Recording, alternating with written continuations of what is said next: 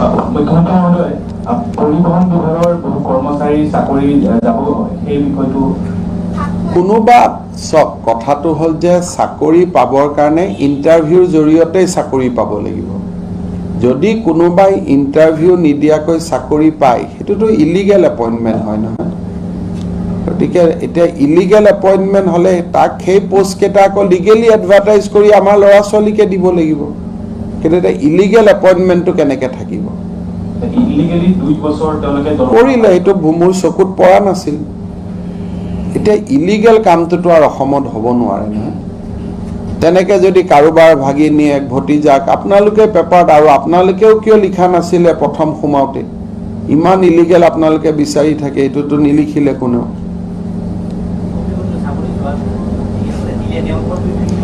তেওঁলোকৰ ওপৰতো একশ্যন হ'ব।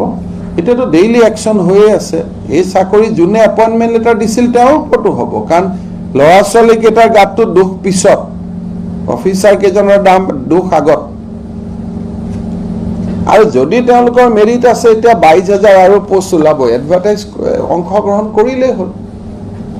কিন্তু আগৰ দৰে আৰু অসমৰ এই নিয়মটোতো আৰু নহ'ব নহয় যে কোনোবা মন্ত্ৰীৰ ভতিজাক অফিচাৰৰ ভাগিনীয়েক এনেকৈ গ'ল, নামত সোমাই দিলে, চাকৰি সোমাই থাকিলে, এইটোতো অন্যায় হয় নহয় মেৰিটৰিয়াছ ল'ৰাবিলাকৰ প্ৰতি।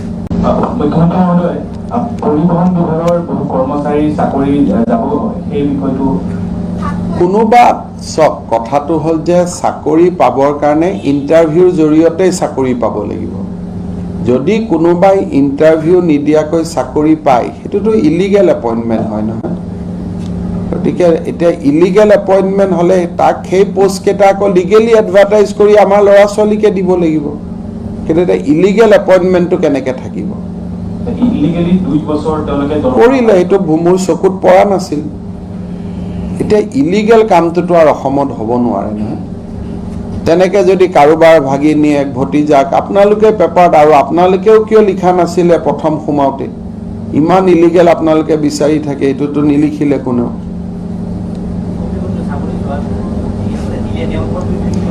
তেওঁলোকৰ ওপৰতো একশ্যন হ'ব। এতিয়াতো ডেইলি একশ্যন হৈয়ে আছে। এই চাকৰি যোনে এপইণ্টমেণ্ট লেটাৰ দিছিল তেওঁৰ ওপৰতো হ'ব, কাৰণ ল'ৰা ছোৱালীকেইটাৰ গাতটো দুখ পিছত, অফিচাৰ কেইজনৰ দুখ আগত।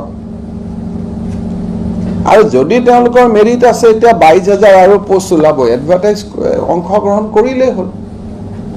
কিন্তু আগৰ দৰে আৰু অসমৰ এই নিয়মটোতো আৰু নহ'ব নহয় যে কোনোবা মন্ত্ৰীৰ ভতিজাক অফিচাৰৰ ভাগিনীয়েক এনেকৈ গ'ল, নামত সোমাই দিলে, চাকৰি সোমাই থাকিলে, এইটোতো অন্যায় হয় নহয় মেৰিটৰিয়াছ ল'ৰাবিলাকৰ প্ৰতি।